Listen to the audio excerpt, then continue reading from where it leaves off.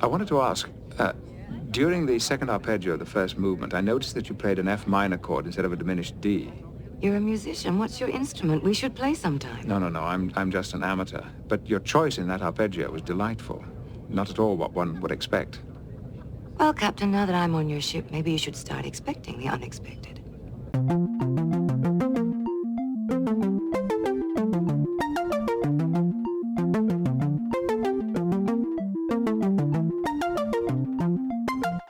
Hello, everyone. Welcome back to Fully Functional, a TNG podcast. I'm Maggie, joined by Jeff and Dory. Yo. Jeff and I are veteran Trekkies, and Dory is a rookie Trekkie, and we are taking her on her first journey through Star Trek: The Next Generation. Today, we're discussing the Season 6 episode, Lessons. Original air date is April 3rd, 1993, and as always, we'll take it to Dory for the recap. Okay.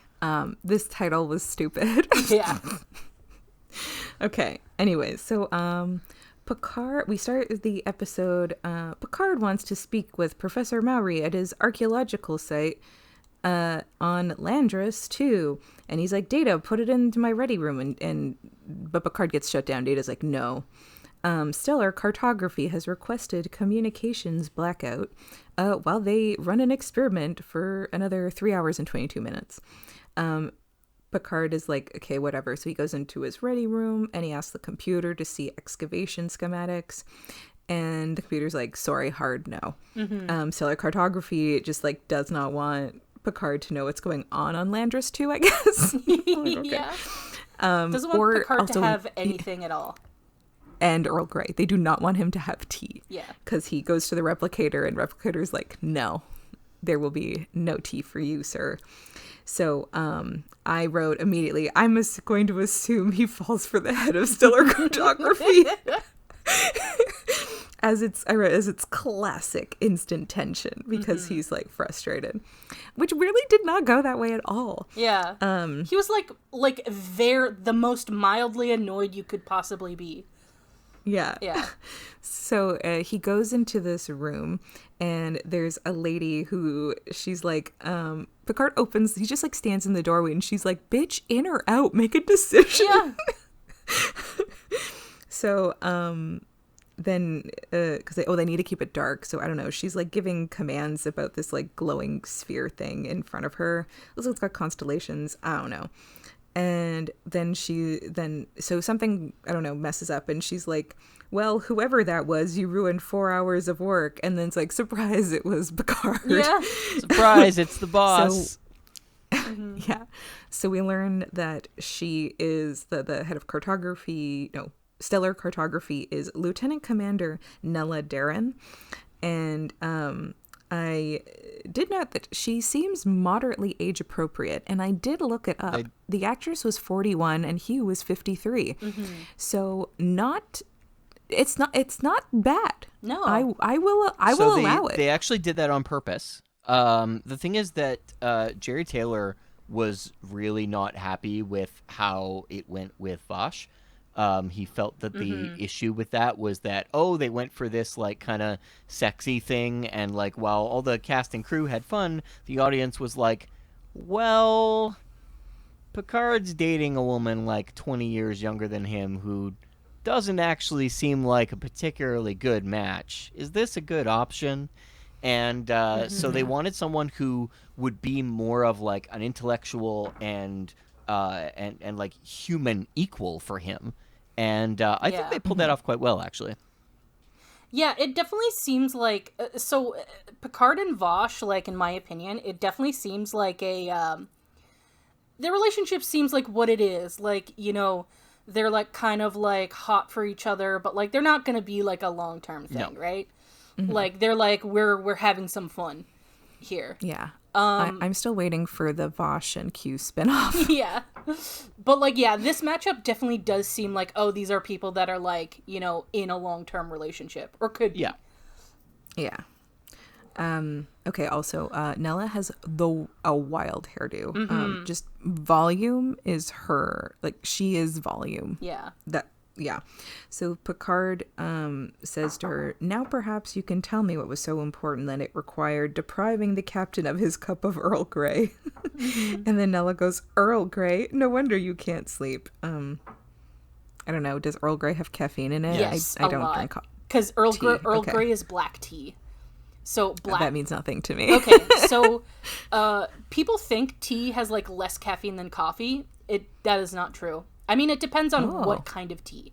Black tea is, I think it's pretty much equivalent to coffee. Yeah.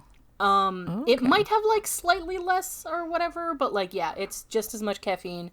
Green tea's a little bit less. And white tea is less than that, but it still has a little bit of caffeine. Herbal tea doesn't actually have like actual like tea leaves in it, so it's caffeine free. So it doesn't have any caffeine at all. And there's certain types of tea leaves that are also caffeine free, like rooibos, I think it's called. It's like a type of red Yes. tea. Also caffeine free. You're right. Yeah, and I think there's like a couple other kinds that don't have caffeine. But yeah, tea does have a lot of caffeine in it. It's a different type of caffeine, so like the sort of it doesn't give you like sort of that like frenzied kind of rush that like coffee caffeine does. So I don't drink coffee. I don't like hot drinks. Yeah. So I don't drink coffee. I don't drink tea. So I don't. Anyway, sorry to go off. I'm like a big tea person. No, So listen, like, tea corner. Listen, I have tea. I made my friend pick out what tea she wanted to keep at my apartment. I also do not have a kettle, so when my friends do come over and they want tea, I have to go like boil water. Pioneers. Yeah, I got to go Pioneer Times and literally take a pot and boil water. By the way, Like so little Laura Ingalls Wilder here. so I'm not trying to convince you because I know you're not like a hot drink person, but for anyone who happens to be listening, who isn't my personal friend already, the secret to tea, if you don't like tea, look up the proper temperature and length of time to steep your tea, because it makes a huge fucking difference. Because like black tea, you're technically supposed to use water that's like just under boiling, like not quite boiling, but you can use boiling water, and then you steep it for like 3 to 5 minutes. Because if you leave the tea bag in, or if you leave the water, or if you leave it steeping too long, that's when it starts to turn bitter. And with green tea, you're supposed to use like hot water, but like not boiling water, because the boiling water burns the leaves, and again, it makes it bitter. White tea, even lower temperature than that, like still hot, but like even lower than green tea. And yeah, you're only supposed to steep for like a couple minutes. Also, tea bags are shit. Loose leaf tea all the way. Loose leaf tea, way better quality. And the thing is that it's one of those things, like, once you start, like, it's one of those things, like, once you have, like, a little bit of information and you start doing it, like, correctly, you can never go back. Because, like, once I started, like, once I learned about, like, the different temperatures and like, steeping times and all that kind of stuff, and, like, started having loose leaf tea, I'm like, oh my god, I didn't realize tea was actually good. It's just I've just been drinking shit-ass tea that's, like, I've been drinking Tetley my whole life. What the hell? Yeah, just shit tea that wasn't prepared properly. Like... Yeah, so for a long time, I'm like, I don't like tea, and then I learned more about, like, how to actually properly prepare tea, and changed my whole life. Now I have a problem, and I have way too much tea. And I have a kettle where you can, like, where it has variable temperatures, which is awesome. So, like, that's cool. Yeah. So, like, I don't even have to think about it. Like, so I just press a button for green tea, and it'll heat it up to the correct temperature. Oh, wild. Yeah. Anyway, that's tea cool. corner. I didn't know that was a thing. Yeah, tea corner. So Nella also would like to be part of tea corner, because then she has her own Earl Grey concoction that she orders for Picard. It's like a he herbal. does not care. Yeah. Herbal blend. Yeah. He does not care for it, but he's looking forward to trying the other 7 blends that she added to the replicator. So Nella is trying to construct a mathematical model of an emerging star system, And if it works, they'll be able to predict the configuration of a star system that won't be formed for another 2 million years. I'll be honest, that seems useless. That seems like, why? I mean, Science. but that's just me. I'm not a science person. To me, that just seems like a very, like, I feel like you could be spending your time doing something else. Well, but it's listen, it's an important to each thing their to own, like, I guess.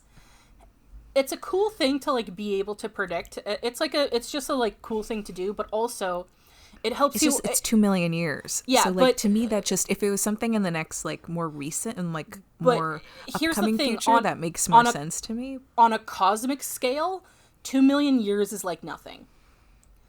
My bad. Like, yeah, on like in terms of like the cosmos and space and stuff, 2 million years is like almost nothing. Fair. So it helps you understand like it helps towards understanding the mechanics of the universe, and you can use it to sort of reverse engineer like what were they predicting? Formation of the configuration of a star system that won't be formed for another 2 million years. Yeah, so you can use that information to like work backwards, so you can like be like, oh, so how did like, so we can see how this will form, so let's see if we can use that to figure out how our star system was formed and go backwards and stuff. It's just kind of a like, you know, unlocking the mysteries of the universe type thing. Sounds like a Carl Sagan thing to me. Definitely. 100%. Which means I won't understand it and it will get me confused and angry. Carl, what have you done to me? Fair enough. Picard says, in response to like her telling him what she's doing, he goes, a long time to wait to see if you're right. And she goes, I have a few things to do in between now and then. I'm like, oh, that's cute. You guys flirting? Look at you go. So we cut to the bridge. Riker, what the fuck? Get your foot off that panel. He is in the wildest, I kind of love hugest that, lunge. to be honest. As soon It as I was saw it, I'm just like, Riker, what is your leg on? Yeah. Because here's the thing, he'll lean on shit all the time. I'm fine with that. But this is something that people put their hands on. Yeah. It's just, I don't like people putting their shoes on furniture. Yeah. That drives me like on the transit or something, like when Yeah. people are like have their feet up on the seat, like please don't do that. This is not your home. And so Riker, like Data's, you know, using his fingers and, you know, pressing buttons and shit, and Riker's leg is right there. Like he is in Data's Yeah. what's it called? His personal space. I mean, Data doesn't bother him. Here's the but, thing, like, is like that's Data. Yeah, that's like Data's usual spot, and Riker also puts his leg up a lot, like right beside Data. So like Data it doesn't is seem like he puts it up that high though. Yeah, but Data is at crotch level to Riker a lot. Yeah, I thought about that too. I was like, Jesus Christ, you guys have like a wild relationship. But I Yeah. suppose it doesn't bother Data. So if it doesn't bother Data, then that's fine, I guess. It's still rude as hell. Like, Yeah, I just literally went, Riker, get your shoes off the control panel. yeah. So Okay, sorry. So I scrolled to see what you were like looking at. It's just, so his leg isn't like right on the panel. It's on like whatever like little rest he usually puts it on. It's just the camera's at like a slightly different angle this time. So like, the camera is at a wild angle in yeah, this scene. it looks because like I it's did higher know, up than it usually is. I wrote, this pose at this angle is hilarious. Yeah. It's like after the credits. There's just it's a wild choice. So then Data reminds Picard that his concert is 10 forward that night, and they will be performing Chopin's Trio in G minor.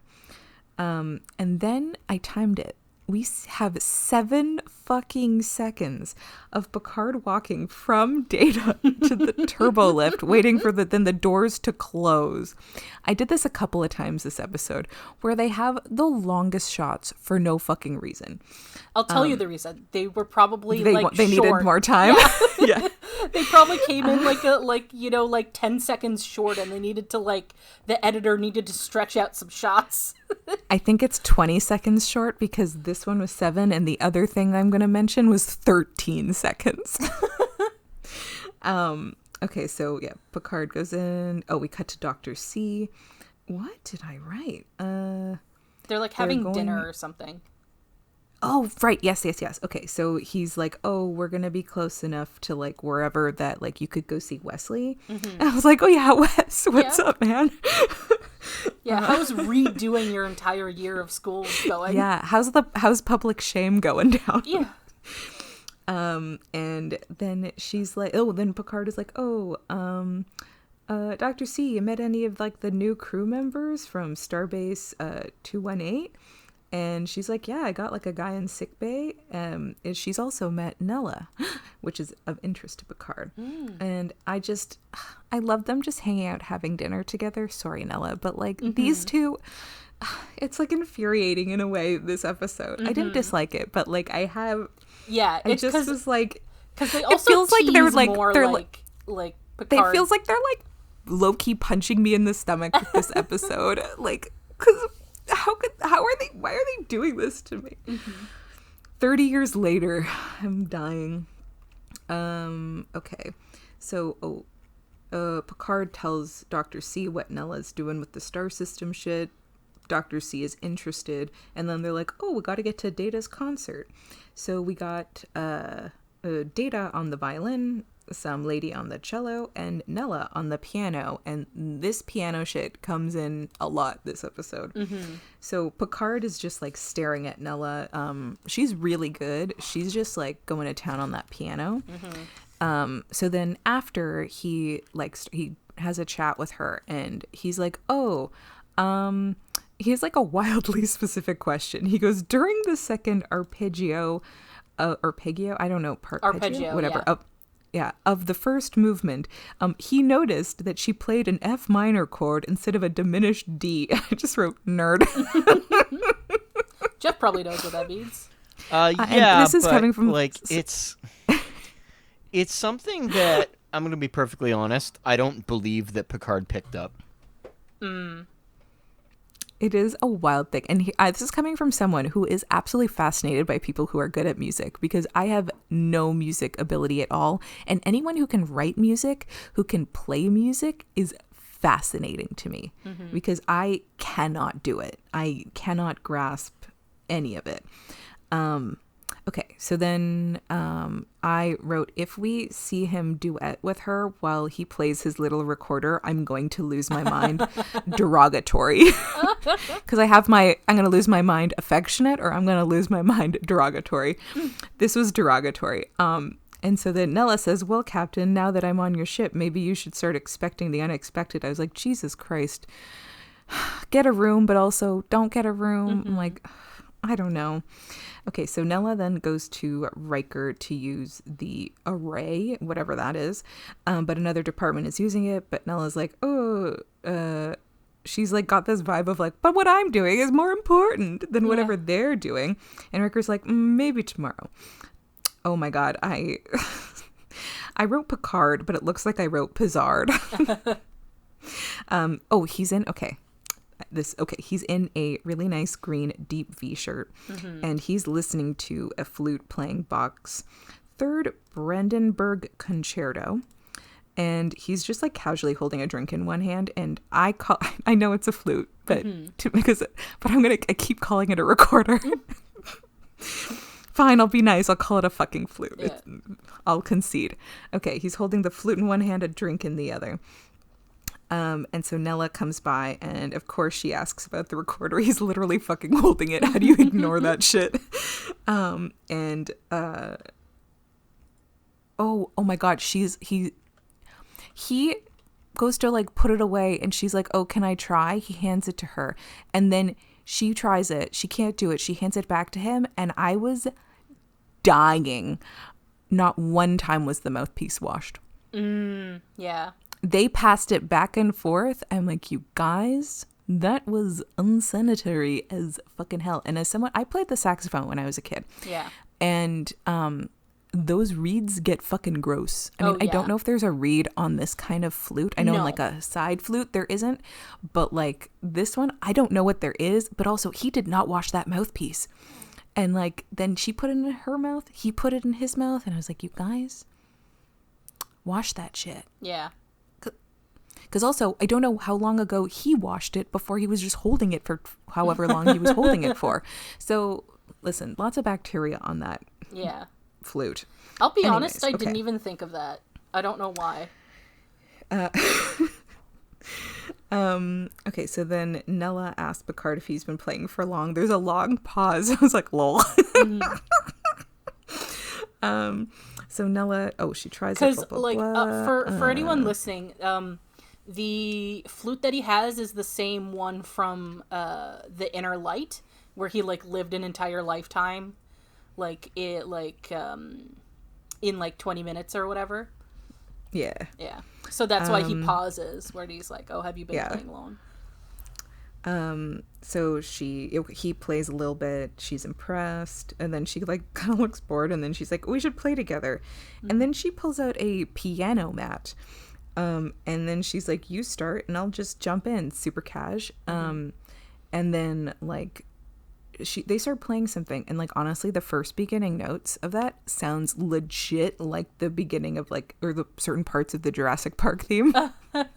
Just like a couple of the notes. No, it's your favorite song, Dory. Yeah. Oh yeah. Oh, fucking Christ. So yeah, Picard, he's only played with the computer before this. I just was like, he hasn't duetted with Riker yet? That feels like a missed opportunity. And Nella's like, how about we start with something more simple? And then she starts playing the bane of my fucking existence, Frere Jacques. Yeah. I literally wrote, I'm going to kill myself. It's always fucking Frere Jacques for some reason. Because it's the only French song because anyone it's like knows. rights. Yeah, and it's also probably like copyright free. Or I guess, oh, but yeah, like, that's true. Or the public. I'm sure it's in the public domain or yeah. something. But what about like Twinkle Twinkle Little Star or some shit? Like, but Picard is French. Yeah, I guess. Is Alouette? Is that in public domain? Fucking throw that one in. Yeah. Okay, so Picard just is like, oh hey, I know this one. Yeah. And then they finish the song, and his face honestly is adorable. He just has this look on his face of like, I did it. I did it. Look at me go. And then she's like, let's change it up a bit. And then she plays it like a little jazzy. She improvs a bit, and Picard's face just falls so fast. He's like, oh fuck, I can't keep up with that. But she's like, Picard, you just have to like get in there. And okay. I was like, what did I write? I wrote, she's like, Picard, you just have to yes and Frere Jacques. Yeah. Improv. Yeah. So I did notice, so I highly doubt it's the actress who's playing the piano mat, because her hands looked a lot younger than the actress. No offense to the actress, but like, you can very much tell how old someone is by their hands. Just where that well, Dolly like very Parton much, but there's conspiracy comes in. But I don't know a Dolly Parton. Oh, conspiracy. that she wears like skin-colored gloves so that her hands look younger than they are. Oh, I didn't know that. Yeah. But yeah, I mean, it's just hands are hard to sort of make changes for. But and Jeff, I think you might be able to answer this question. But when I was looking at that like piano mat, it didn't seem like it had like enough octaves to be useful. It seemed like it needed maybe like one more octave. I mean, it depends on who's playing. Like, there are smaller than 62 key pianos out there, and like, it happens. Yes, it is a pretty small piano. You're absolutely right about that. Yeah, because it's smaller than even like a standard like Casio. No. So the amount of Or at octaves least it I think looked it like had it on to it me. was 3 or 4, which is technically enough. It depends on what you're playing. But I mean, they Yeah. embellished it a lot. But also, something to note about this is that technology at the time, this is like the early 90s, was progressing pretty quickly, and people were like getting electric pianos at the store for like $30 or $40 at that point. And so this kind of thing seemed really novel. And nowadays, we would look at that and be like, geez, they were selling that at Walmart like 15 years ago. Oh, for sure. I have no qualms with like the the actual like technology of it like being like, I oh, just it's a mean little the prop is something that it was not thought out of in terms of like either a future thing or even so much as an instrument. Yeah, the only issue I have with the prop is it just seemed like a little short. It seemed like it needed Yeah, like I a thought so like a too. few more keys to it. So, okay, Nella tells Picard he's definitely better than he thinks he is, and just Picard's face. He just has the biggest smile, this positive reinforcement. It does wonders to him. Okay, so now we cut to, I guess it's the next day, but we're on the bridge. I feel robbed. I feel cheated. Can't even tell you how upset I was about this. Picard tells Riker that his fencing partner canceled and is like, hey, you want to join me? And I just wrote Riker, say please. Say yes. Not say please. Say yes, please. And then Riker's like, oh, I'm not very good at fencing. And Picard goes, it doesn't matter. So long as you... makes a weird... and then he pokes Riker in the chest and goes, enjoy it. Yeah. What the fresh fuck was that? So Riker's face is just like hilarious. He just looks absolutely shocked. But then he agrees and Picard leaves, and Riker's reaction again there is absolutely bonkers. He's like, what And the so- fuck just happened? Yeah, and then I wrote, if they don't show Picard and Riker fencing, what are we even watching this episode for? Well, guess what? They don't. I feel cheated. I feel Yeah. robbed. I feel I'm disappointed in a parental way to a child, which is the most painful. They deprived us of what probably would have been such an incredible scene. I feel betrayed. How could they do this to me? Okay, so Nella goes to see Dr. C about a strain. Oh, because she's been playing the piano a lot, and her and Picard may have overdid it a little last night.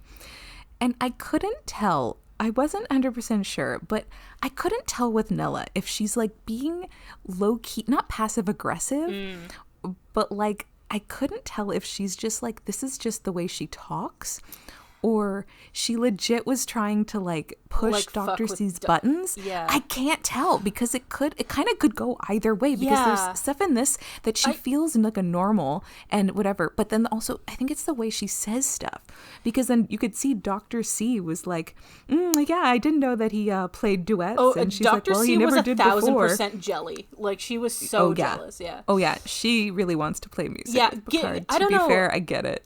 I agree with you that it could go either way. In my Dr. C was 100% jealous, but I couldn't tell if Nella was doing it on purpose or that's just the way the actress was delivering her lines. Yeah, so I can't tell. Yeah, so that's what I'm getting at. I don't know if Nella was like doing it on purpose or not, but like given the rest of the episode, I don't think she was. The thing is, like, she does other things in this episode too that I'm like I could not figure it out. I still cannot decide if I liked her or not.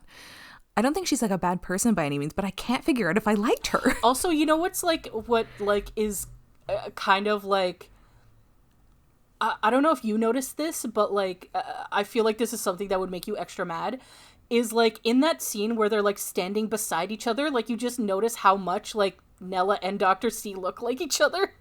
They do. I was like, honestly, and like you change that volume of that hair a little bit. That's a Dr. C hairdo. Yeah, and Nella's hair is a bit more of like a deeper red than Dr. C's is. Dr. C's a bit more like orangey. Yeah. Because Nella, okay, so Dr. C goes, oh, I didn't know he played duets. And then Nella goes, well, he never did before. He seemed to enjoy it. He's actually quite promising. I was like, I don't like this. This feels weird. Also, fun fact, I actually wrote jelly in my notes also. I know that's a phrase you use a lot, so like I just super jelly. So yeah, Dr. she treats Nella, and Nella's like, I feel great. I don't have to cancel our duet anymore. And then they do this wild close-up on Dr. C that I didn't time, but she just was like, the look on her face. Does she say another duet, or that's just the look on her face and she's like, another duet? It's something. Okay, so now we cut to Nella wearing a full red outfit. I don't like it. Yeah, it's not great. The pants are like a weird sheen. I don't like it. So she has Picard follow her into the most acoustically perfect spot on the ship, aka the fourth intersect of the Jeffries Tube 25. And I wrote, how does she know this is the best acoustically spot? And then Picard asks her that like a second later, and she found it by exploring. And okay, here's what I don't get. How long has she been on the ship at this point? Not that Like long. what? I don't think. Right? Yeah. So in between her hours of work, how did she find the time to fucking go through every fucking tube to find the most, like, the Enterprise is massive. I mean, she does say not everyone. She does say, but like, like for her to decide this, like, she probably very extensively, but I'm like, well, this is the future. They make sure that everyone has a good she asked the computer. They make sure everyone has a good work-life balance. Balance. She just asked the computer, what's the most acoustically? She might have. Who knows? She might have been like, what are some perfect spot on the ship? Like, what are some, like? She might have asked the computer for like some, like, a couple different, like, hey, what are some spots that might have good acoustics on the ship, and then maybe she went to those and saw which one she liked best. Yeah, but I just was like, where did she find the time to search? Because that's wild. Yeah. Okay, so Picard takes out his little flute, starts to play a song called Inner Light, and I wrote Play Moon River next. So Nella kind of, like, she has her little piano mat, she starts to play, they play together, and then we have a 13-second shot of them pulling in the Jeffries tube away from Picard and Nella as they play. 13 seconds. That is a wild amount of time. So then we cut to Geordi in engineering, who's like low-key hearing music. I thought that was going to go somewhere. It does not. No. He just like hears music, and then like maybe other people do, but then it stops. Even like Data, he's like, I think it's Data. He's like, oh, you hear it? And Data's like, no. Like, okay, that's it. And then, so the music stopped because Picard and Nella are sharing a very awkward kiss. Yeah. It was upsetting. Because they're like, they're just like standing in front of each other. It's so staged. It doesn't feel natural, like, at all. It's very awkward. Yeah. And then, she's like, okay. I didn't make a note of what the fuck happened next. Okay, so now they're on, I think it's the turbo lift, and then she's like, oh hey, let's like hang out later. This is like the next day, I guess. And Picard is, like, I think that's like when they're going back to their quarters after their Jeffries tube date, because she's still wearing the same outfit. Is she wearing the red outfit still? I think so. I don't remember her wearing the red outfit. I thought they were in their, oh wait, you know what, I think you're right, because I'm just remembering Picard walking away in like his like sand colored outfit. Yeah. Which was not, that didn't do anything for me. I didn't care about that. No, because it had these like weird ruffles on the side too. Like, yeah, it did nothing. They looked for like me. pajamas. Okay. Yeah, you know what Nella's hair, like, you know what I think of when I see her hair? Aunt. It's like, that is your aunt's hair. Like your aunt in the 80s. Yeah. The back of Picard's outfit is really nice. I like that, but the front, not great. Oh, I don't even remember. I just this outfit was not just important to me. Yeah. Oh yeah. So Picard's like, let's hang out later, and Nella's like, let's hang out later. Picard is just kind of brushes her off because there's another person in the lift also, and she's like basically just shut down. And I was like, oh wow, that's a bummer. So then Worf says that there is a Federation outpost on Bersalis 3, and they report that they're entering a period of firestorm activity. But it's a surprise firestorm because they weren't expecting one for another 8 months. So Picard's like, let's go check it out. And then he's like, wants to speak with Troy. Oh God, I love that they go to Troy for this shit now. I love Troy. And basically, though, he wants to speak to Troy to be like, so what would you say about like a relationship within the crew? Is that cool? Or he just wants, Picard loves positive reinforcement, and he wants that from he just wants Troy. outside permission that this is okay. Yeah, because I do appreciate that he's like, oh yeah, I don't want to be like, because I don't want he's worried that he wouldn't seem objective or whatever. But I mean, that's like, obviously you can't be objective anyways. Yeah. I gotta say though, it is wild to me because he says Starfleet has no regulations when it comes to a captain dating a fellow officer. That cannot be true. That's wild. Yeah, that's definitely not That true. is wild. And also, a thing that bothers me that I didn't remember about this episode is that the power dynamic does not come up once. And it's wild. Yeah, it's like there's no so like in this circumstance, it's like it's very clear like Picard isn't taking advantage of his position of power and all that kind of stuff. But like they don't even mention it like once. Like, you know, seems important. I think. But I mean, they needed to focus on him, whether or not he could be objective, not the fact that he is literally her fucking boss. Which are also valid concerns, right? It just like it seems like a big oversight to me, to be like, we're not going to talk about this at all. Yeah, that's one point where like Troy does fail us. Is she's like, I'm on board. You can do it. And I'm just like, Dr. C is right there. Yeah. And though, here's my thing though, with Dr. C and Picard, yes, he is her captain. Dr. C doesn't care though. Yeah. We know that power dynamic is not. Yeah, and they have because she doesn't fucking listen to him. She doesn't care. Yeah. And also, I think like she's even said at one point that like doctors, like the head doctor on a ship is like the one person that can give the captain orders because the doctor can like, you know, invoke like a medical override, like, in my opinion you're not fit right now and that sort of thing. Also, they have a relationship that spans from before they were working together too. Yes. And just, I was like, Dr. C's right there. You're asking the right questions to Troy. Troy, why aren't you on board? But of course, they don't ask about Dr. C. God, this is like, ugh. It's like within like fingers grasp, but like just out, just like, it's like you've got it, but you still don't have the point. Yeah, it's like you've almost got it. Yeah, it's killing me. Softly with a song. Yeah. I wish. Yeah. Picard's song. Okay, so he goes to see Nella in her lab or whatever, and he's like, sorry about, you know, earlier. And what did I write? Oh, okay. Yeah, he apologizes and she's like, it's fine. But she's like, oh, I legit thought you were like upset for a second. He's like, no, we just got to figure shit out. Okay. So then he brings her to his quarters and he tells her about Catan. And I just wrote, where's my recap when you need it?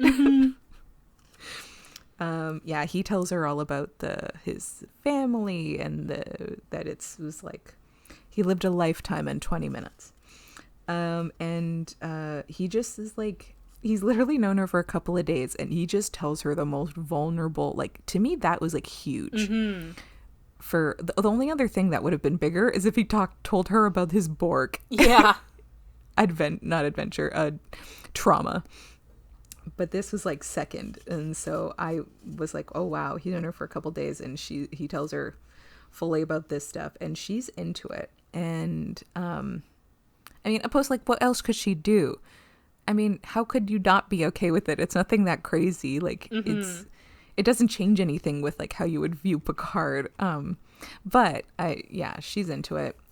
They kiss, and I just assume they fuck.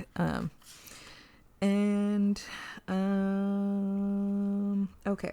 So we cut to Nella is chasing after Riker in the hallway. And she's like, oh, I offered this guy a position in my department. And Riker's like, without my authority?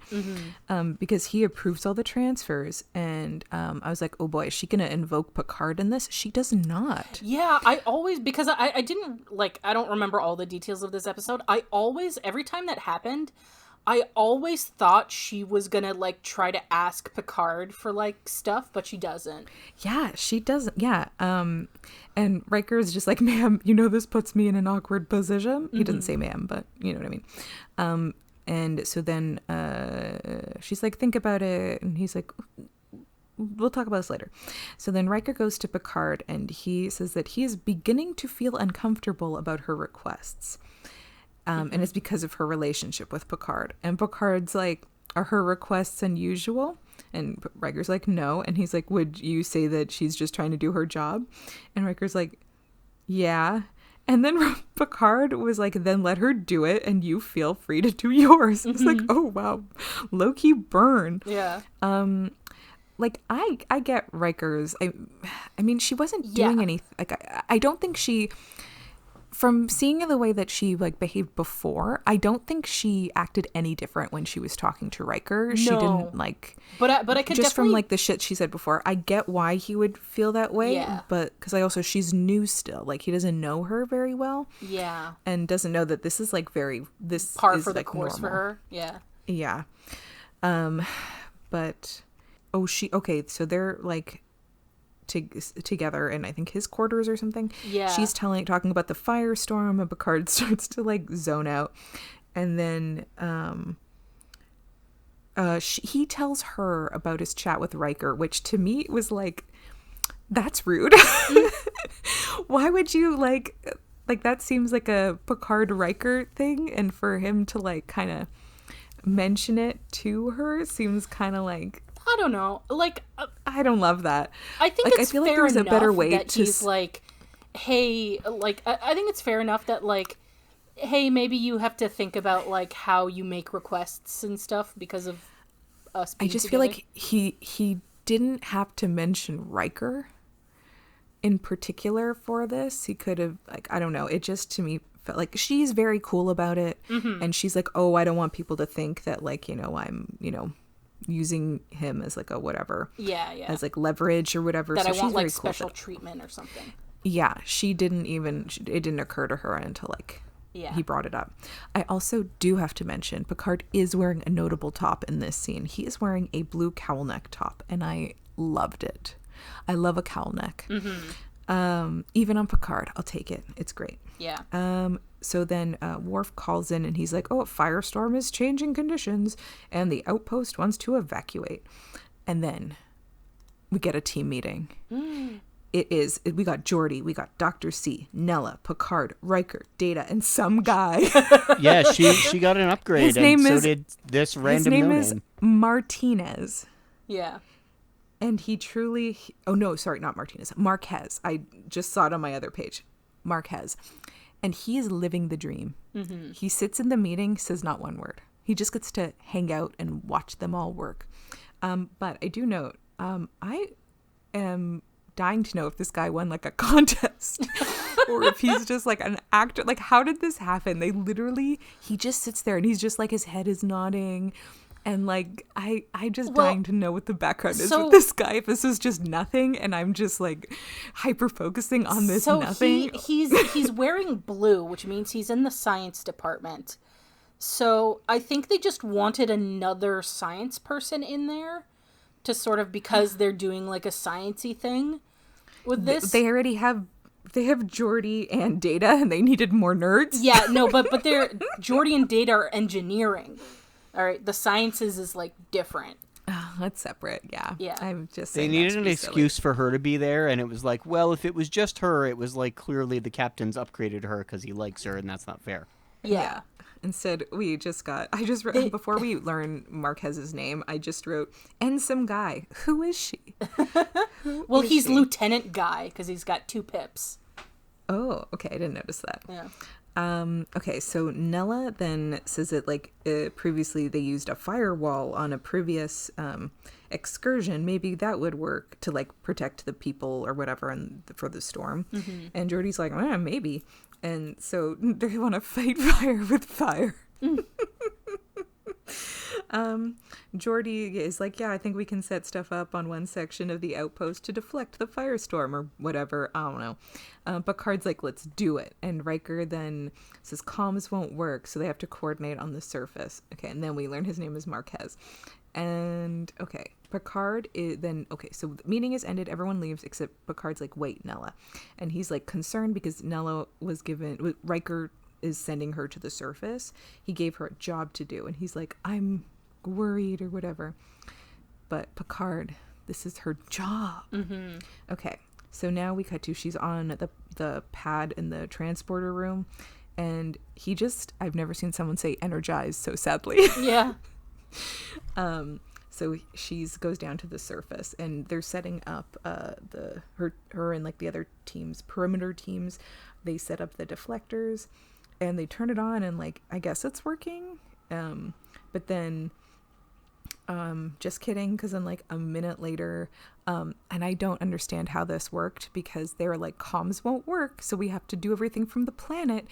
Did somebody leave speaker on? Because then like Picard on freaking the bridge hears Nella talking to Riker like full out like speakerphone on the It's Yeah. like Doesn't open make sense. comms or something like that. We never see this in Star Trek before. And they Yeah. said that their comms wouldn't work between like Riker specifically said that comms won't work, so they have to do all their arrangements on the planet. Well, So, like, maybe. and Riker wasn't even in the room. Yeah. Why was it in the bridge? Why was that conversation being broadcast in the bridge? It made no sense to me. Well, so maybe what it was like basically like they could hear, but they couldn't transmit to the planet or whatever. I don't know. It doesn't matter. So Picard, not Picard, Nella tells Riker that they're having trouble keeping the deflectors cross-connected, and the only way it's going to work is if they collaborate them manually. Riker asks if she stays with the deflectors, will they protect her when the storm hits, and she does not know. So, yeah, I just I was at the bridge hearing this. So then Riker, like, okay, a little bit later, Riker's like needs 10 more minutes to get all the colonists up to the ship. But Worf is like, we have 4 minutes. So Picard then tells perimeter teams to hold their position until they finish evacuating the colony. Picard tells Geordi to get a lock on the perimeter teams, and then the fire. Oh, okay. So it's like the firestorm. It's getting closer, and I just was like, "Oh my god, stakes actually could be high. She could legit die here." And then so Nella like looks over a ridge and she sees the firestorm, and all I could think of is, why didn't they give them any kind of protective gear? she's literally like just feet from a fucking firestorm. Yeah, and she's like, it's fine. Yeah, they always just fucking raw dog it, like on whatever planet they're on. Like never, no respirators, no like heat suits, Yeah, like nothing. Yeah. I wrote, why don't they have any kind of protective gear? Classic TNG. Yeah. So Riker then says that they got all the colonists out, and 4 of the 6 this is after. So Riker is like telling Picard they got all the colonists out and 4 of the 6 perimeter teams. And Picard learns that Nella is on one on the teams that did not make it up to the ship. And I just was like, all is not lost yet, Picard. We don't know what happened. We don't know. So now we're in Picard's quarters. He's got a number of coffee tables, I realized, in this scene. He's got one that's got like a wood top that I actually did like. But then we get a wild low angle from a different table underneath the table while Picard goes up to it to close the box of his flute. Interesting shot. Then Worf calls Picard to tell him that they found survivors. Picard rushes to the transportation room. They're bringing away the survivors, and he's like, oh, she's not there. And then Nella and one of her people on her team are on the transporter pad, and yay, she survived. So they ended up, the Enterprise saved all 643 Brazilian colonists, but they did lose 8 crew members, so Yeah. rip. Bummer. Nella tells Picard, yeah. So she tells him that, like, when the comms went out, they basically, to modify their phasers to create resonant disruptors in the deflector field. The disruption formed small pockets in the plane of the field, and they each stood inside one to wait out the storm. Okay, whatever. Sure. Nella admits that, like, when Picard said for the perimeter teams to stay, she was just like, hell yeah, we'll do it. And then she was like, oh shit, maybe she saw the firestorm, was like, maybe nope, actually. Yeah. Hard nope. And then he was like, I don't want you to, like, or I don't remember if she says it or he says it, maybe she says it, because he's like, oh, like, low-key blame him for, like, deaths he or asked whatever. her, and he's like, and like, part of you blamed me or whatever, and she's like, a small part, but mostly I thought you would blame yourself if I died. Yeah. So then Picard says that he has, like, lost people under command that were very dear to him. Pause. Yar. And Jack But Crusher. never oh yeah, Jack Crusher. Wesley's hot dad. Yeah. But never someone that he's been in love with. Like, come on, Picard. I think by now you should get used to that Star Trek I is very know. fast and loose with the word love. I Yup. know. It's should be used to 90s it by TV now. doing a love story. It's Yeah. gonna be started and over in 45 minutes. And I also, Yeah. like, I think...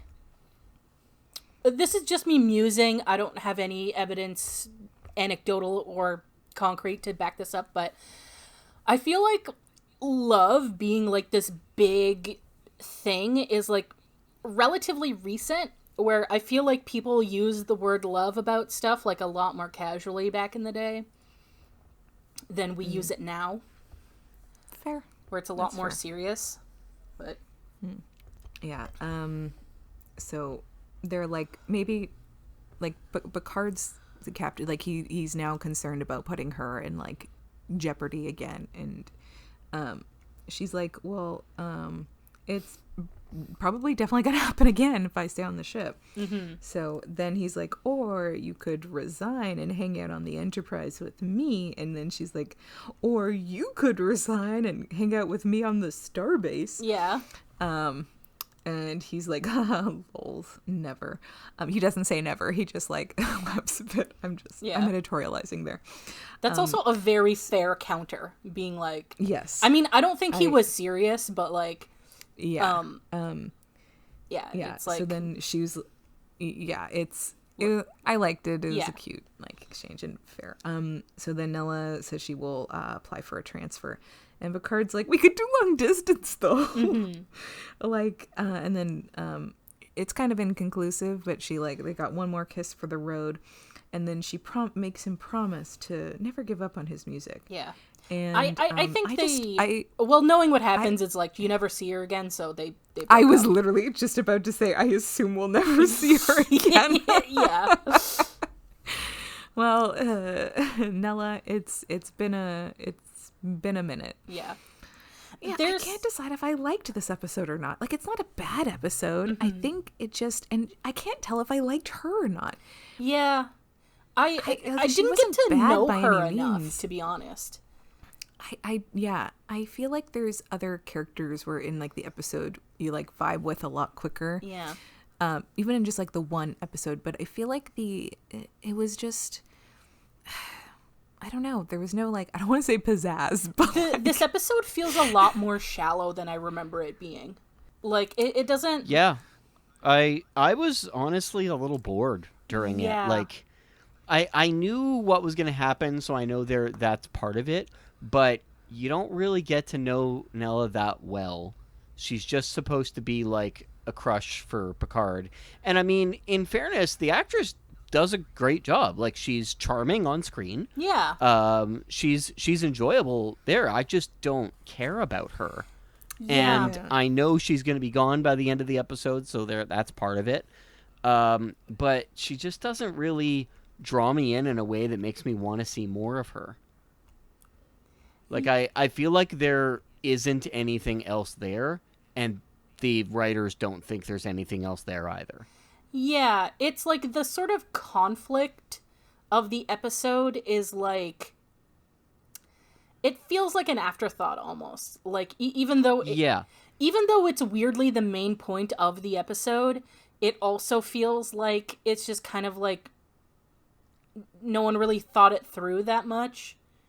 So the thing is, the people that were in charge of putting the episode together, not writing it, but putting it together, were the same ones that were behind Aquiel and boy. fuck, what was the other one?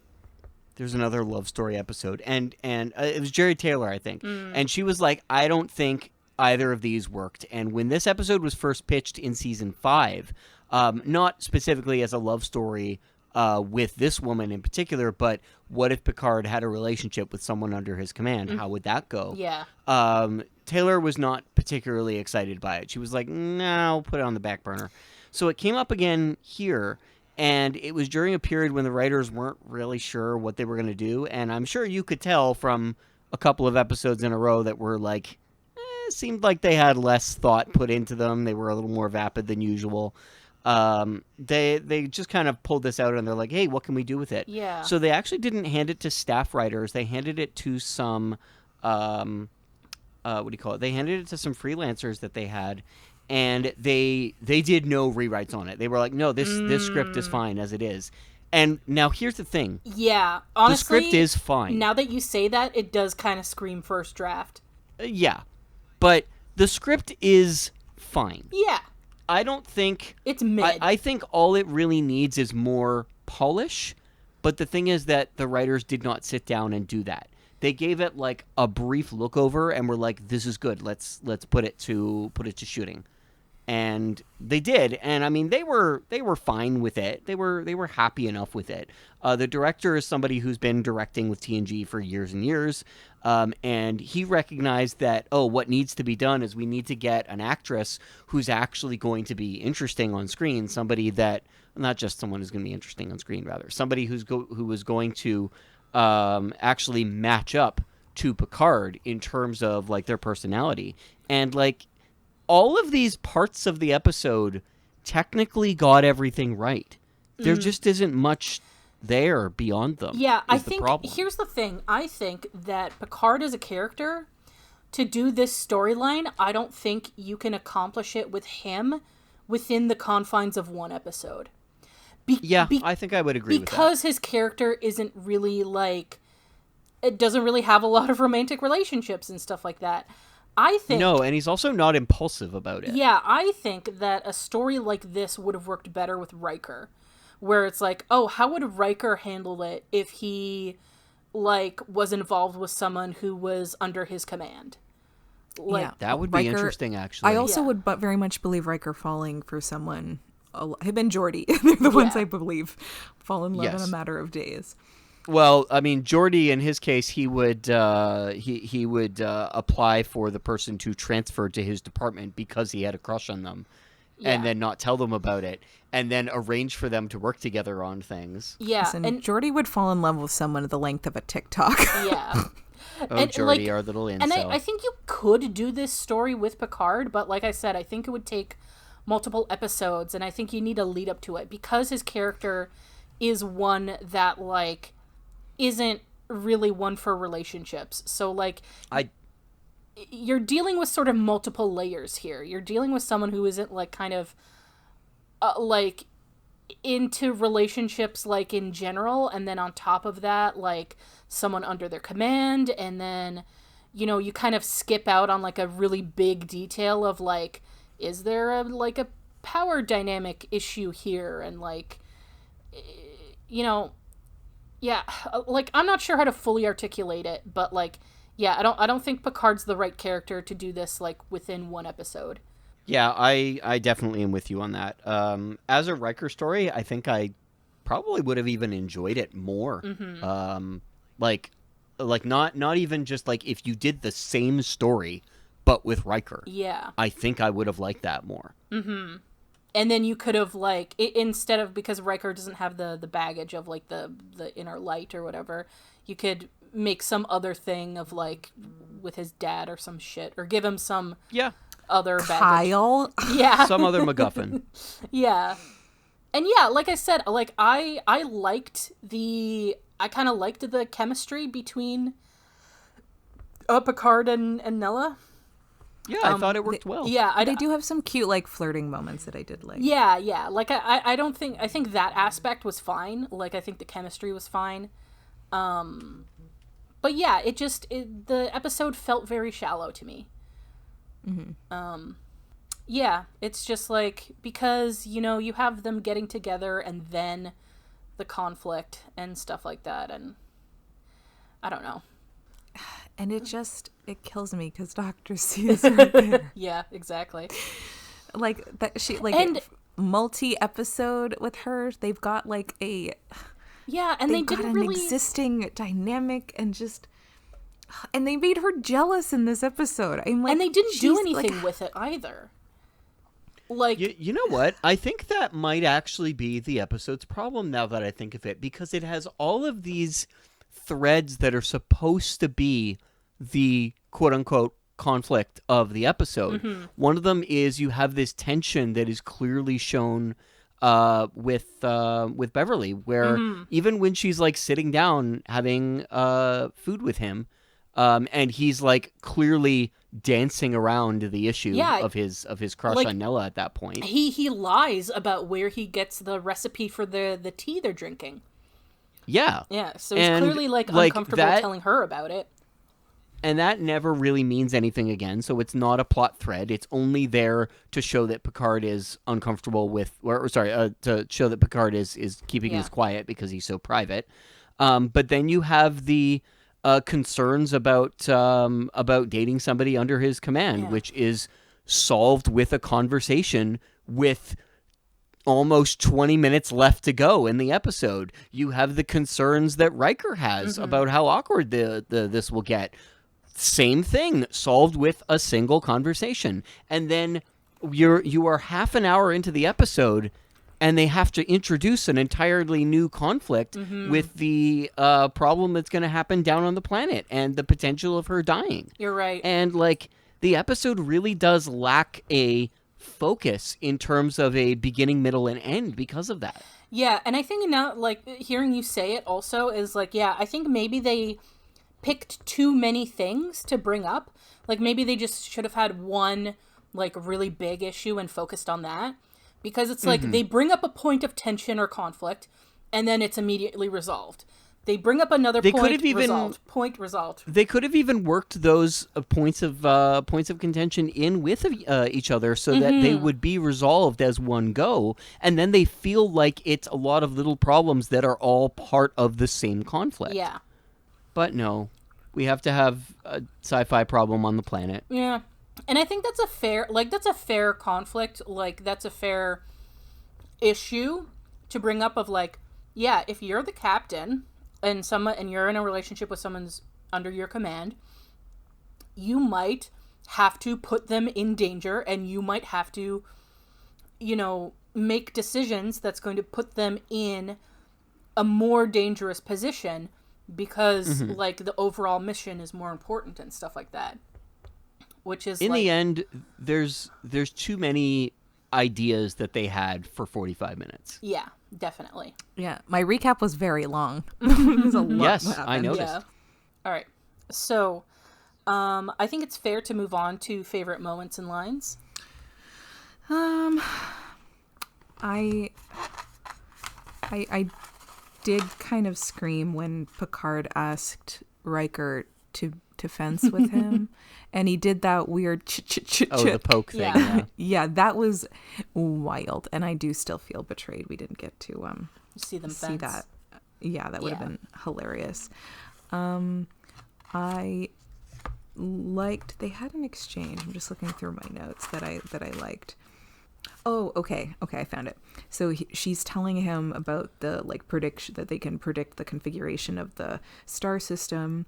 And then he goes, a long time to wait to see if you're right. And then she goes, I have a few things to do between now and then. I liked that.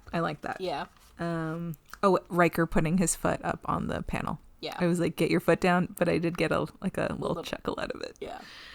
Because I was going to say my favorite character in the episode was definitely Riker's leg. Riker's. Yeah. That's it, I guess. Yeah. Yeah, I don't have a lot, but my favorite thing is, so when Picard first meets her, she's like, oh, we weren't expecting anyone would be up at this hour, and Picard says, like, oh, you know, if you're on the Enterprise, you gotta expect the unexpected. And then later on at the concert, he's like, you did that, like, unexpected musical thing. And she's like, well, now that I'm on your ship, maybe you should expect the unexpected. I thought that was cute. I thought that was, like, a nice little cute flirty thing. My favorite moment was actually a realization that I had at the beginning of the episode, that whoever wrote this episode does not realize that nighttime in space doesn't fucking matter. Yeah. Why is everyone asleep? You're in space. The Romulans don't give a shit if it's 4 o'clock in the morning. They'll still decloak and shoot your ass down. Yeah, and by their clock, it might be like, you know, 1 in the afternoon or whatever. Exactly. Yeah, there are like, no. there shouldn't be off hours on a spaceship. Like, is there a galactic standard time that all of the great powers agreed on just so that they're not shooting each other when they're asleep? They're like, well, that would be unsportsmanlike. Yeah. Also, which time zone do you use? Like, is this... Yes. Like, it's Starfleet, so maybe, like, San Francisco, like, whatever time zone they're in.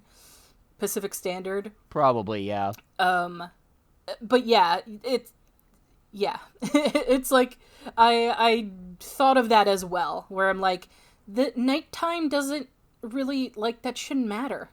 Like, on the fucking Enterprise, like, you know, like, even, like, fucking on Earth, like, you know, warships and stuff, like, they have crew going, like, 24/7.